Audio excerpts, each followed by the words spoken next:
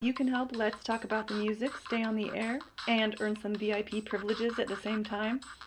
Go to patreon.com/LTATM radio to find out how you can get involved.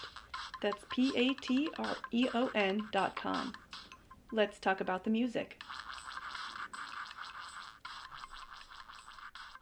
Magical Things offers fantasy art for festival and everyday living, featuring the fine arts and craft creations of Marjorie Delaney on practical printed products such as journals, mugs, costuming, wearable art, formal wear, and accessories. We also carry a line of magical supplies, including candles, oils, herbs, and limited ritual items. All items are created in a scenic studio space in Culpeper, Virginia, and available throughout the world online, as well as at festivals and events. Magical Things offers custom creations too, such as costuming, illustrations, and more.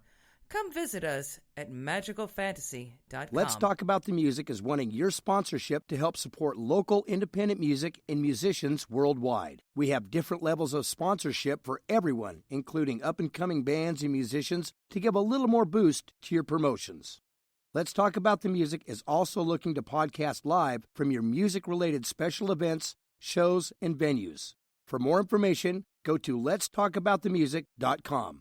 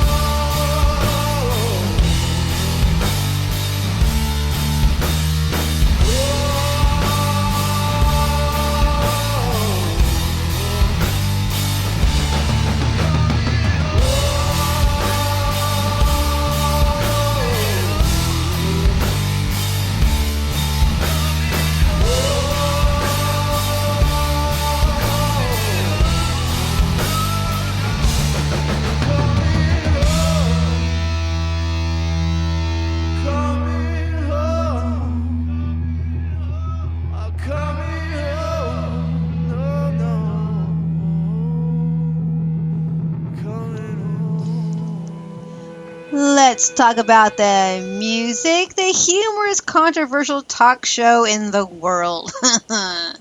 I'm Shell, your host in Tacoma, and he's Spider in Ohio. Ohio. Same frontwards and almost backwards. And backwards would be Oiho. We're talking to Jason, who was a drummer for both bands, Strangely Alright and SleepyPilot. And that right there was called Coming Home from SleepyPilot. So, yay. So yep, you're hearing it first because it's never been played anywhere else. That's right. Jason just told us backstage-ish that that's the first time anyone, any radio station ever, has heard or listened to the song Coming Home. Yay, fresh releases. Woohoo! Yeah. Do. See, we get all kinds of exclusive scoops. Yes. Should have a sound effect for that one, yes. So tell us about that song Coming Home.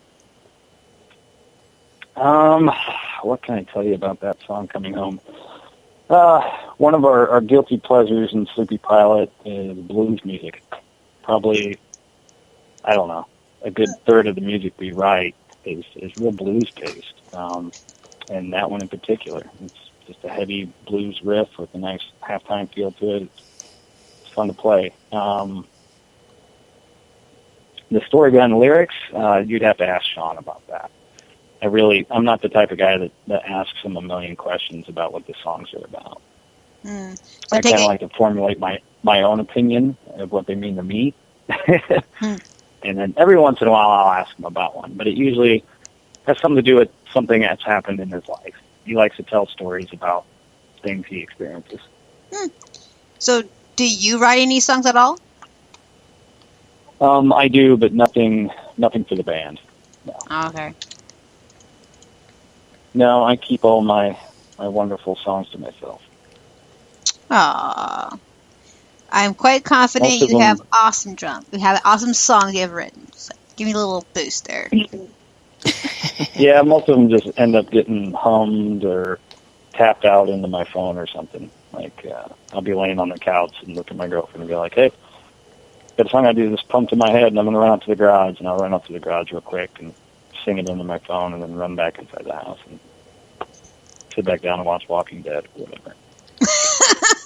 I have a funny thing about recording any sort of vocals for anything. Like I can sing vocals in front of a crowd of people if I'm performing a show. That's not a problem. I don't get a whole lot of stage fright from that. But if I'm at home and it's just me and the girl, I can't just sit and just sing out in front of her. I have to do it in private. I get really super self-conscious, and I don't really know why. It's just like, no, I can't. I have to do it all by myself. And so I go off into our attic. That's where my studio is, and I just do what I got to do, and that's that. I can't record anywhere else because I can't sing publicly in the rest of the house for some strange reason.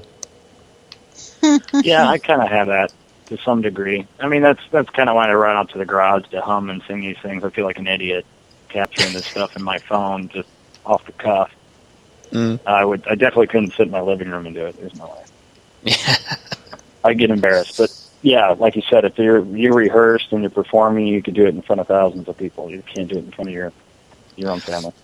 Yeah, it must be something to do with about how 100,000 whatever number of people, 10, 20, whoever isn't super super personal, but when it gets to be the one or two people that really are personal people, that you're like, no, I'll just do it later.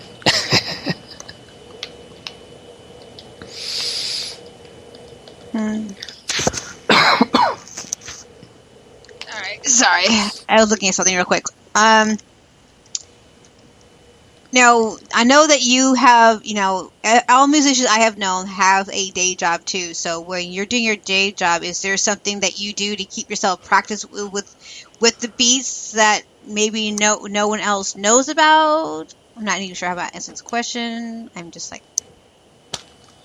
Are you asking me if I practice to stay sharp on the road? Is that kind of what you're asking me? Yes, absolutely. So what do you, So what do, you do? my job requires me to travel a good 75% of the time. And that means airplanes, hotels, rental cars, fun. So in my suitcase at all times, I keep a pair of drumsticks and some sort of drum practice pad. And I'll sit on the bed in the hotel. I'm looking at it right now, actually, in the hotel. And I'll sit down and I'll work on my hand speed and stuff for dexterity and rudiments and stuff like that. Just stay sharp. You don't get the whole feeling of a drum kit, and you lose some of the independence, but it still keeps you sharp. That's good. So I do that, and then, as I was mentioning to you guys earlier, I also carry a musical journal, and anytime I get any ideas, sometimes I'll write out music notation or write down lyrics or just an idea that pops in my head. It could be something stupid like, hey, I have an idea for a new SleepyPilot t-shirt. Let's do it in Seahawk colors and do it on a blue shirt, sell at the fair. So this year at the State Fair, we're going to have Seahawk SleepyPilot shirts. Cool. So yeah, that's about all I do on the road to stay sharp and keep going with music. Awesome. Mm-hmm.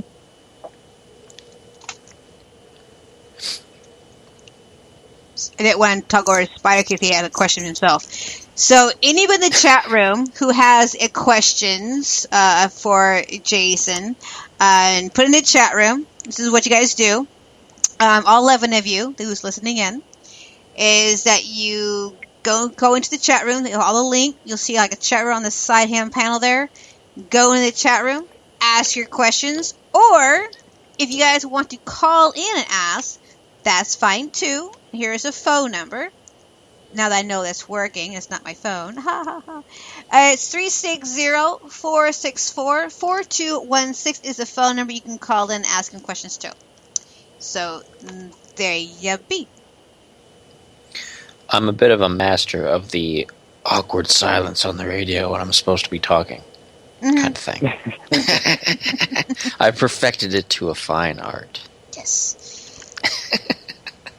So when like Yeah, go ahead. No, go ahead. I was going to say I'm not good at gabbing away. So if you guys have any questions for me, I'm more than happy to share things with you. Cool. Now, if a young musician comes up and asks you questions, what is your key point when you want to tell them? It really just kind of depends what kind of questions they ask. I get a lot of gear questions, like people asking me what kind of drums I'm playing, or how did I get the sound like that, and then I'll kind of break it down for them if I have time. A lot of times I get questions on the internet about drum techniques and stuff like that, and then that's great because I can show them resources. I can be like, this book, or I took lessons from this guy, or I listened to this song and it really influenced what I was doing there. So that type of stuff. Well, and technically you're like basically our very first drummer that we actually had on the show. So, right. Yeah, you are the only drummer so far. So give us some drummer tips let's say someone from drumming wants to know questions. What would you tell them? Some tips. Yeah. Like any other instrument, just you gotta practice it. That's all there is to it. If you can, get an instructor, get an actual physical instructor that you can go in every week, set a time. Put a monetary value on it too, so you don't slack off, and make yourself reportable to that person.